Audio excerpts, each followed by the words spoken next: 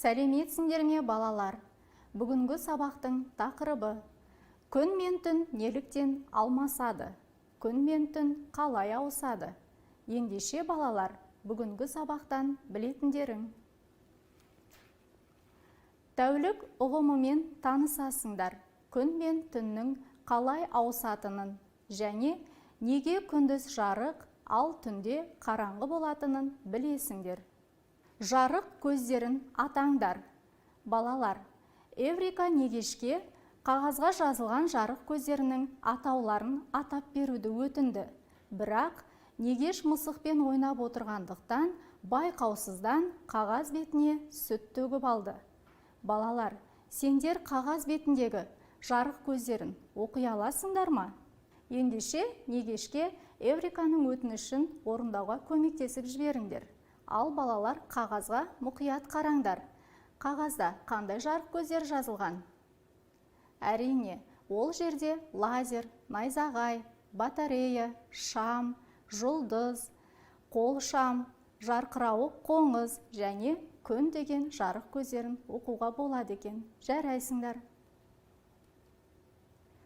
Қай жарық көзі барлығынан жарық? Оның ғаламшарымыз үшін қандай пайдасы бар?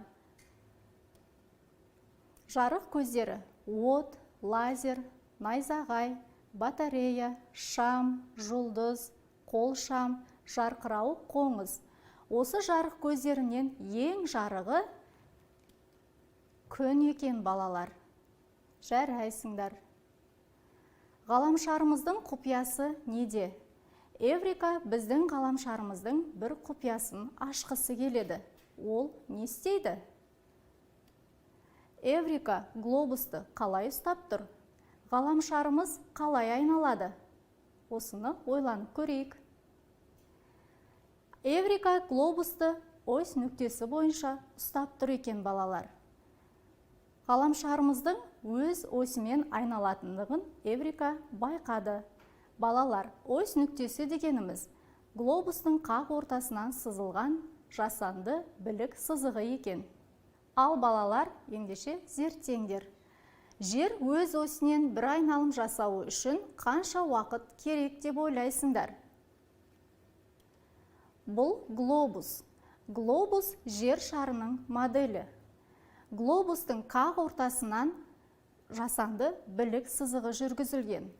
Бұл жердің айналу осі деп аталады. Балалар, глобустың солтүстік полюсінен қараған кезінде глобус жердің айналу осімен айналып тұрады екен. Бір қызығы, полюстерге жақын болған сайын оның айналу жылдамдығы кеми түседі екен. Глобус, яғни жер шары, күнге бір жағымен айналып тұрады. Жарық түскен жағы күндіз болады да, ал қарама қарсы беті түн болады екен. Осылайша күн мен түн алмасып отырады.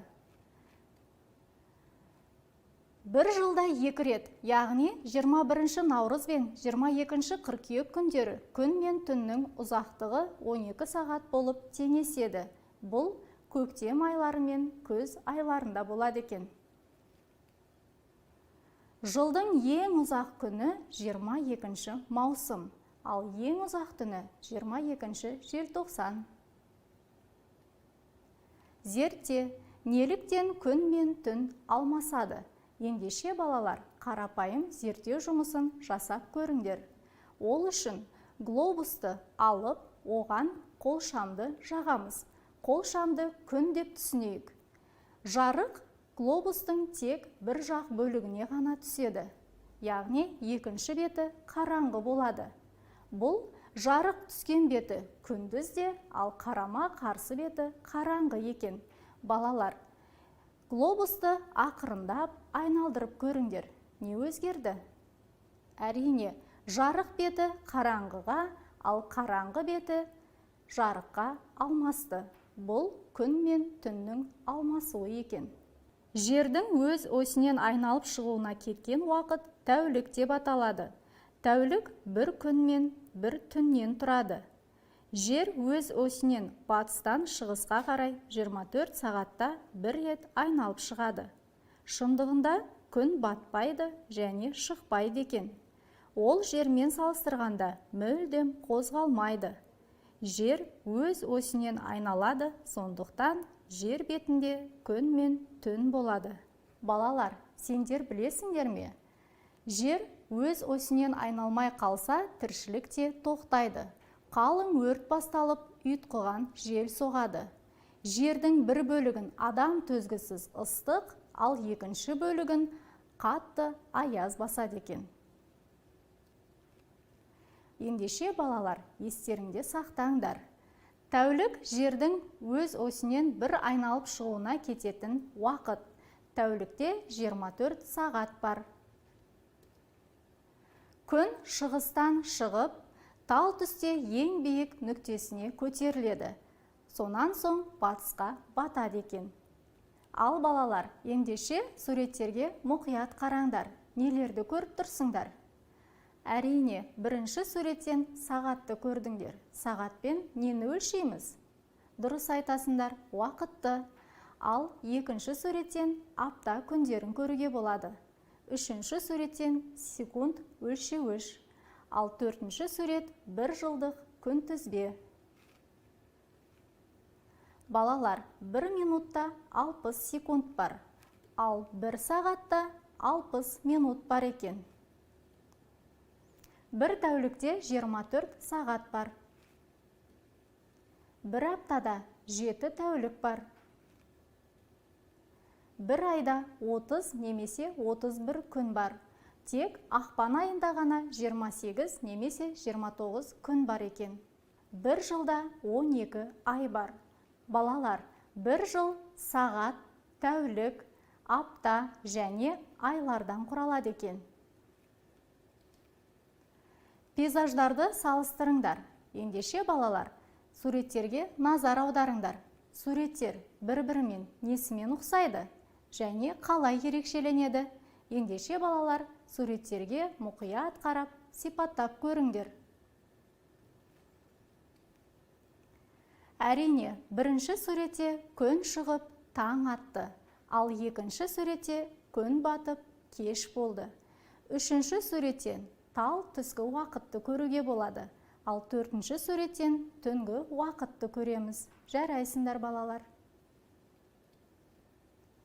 Ойлан. Сөйлемді шағын сызба суреттер, яғни инфографика түрінде жасырып көріңдер. Балалар, ендеше суретке мұқият назар аударыңдар.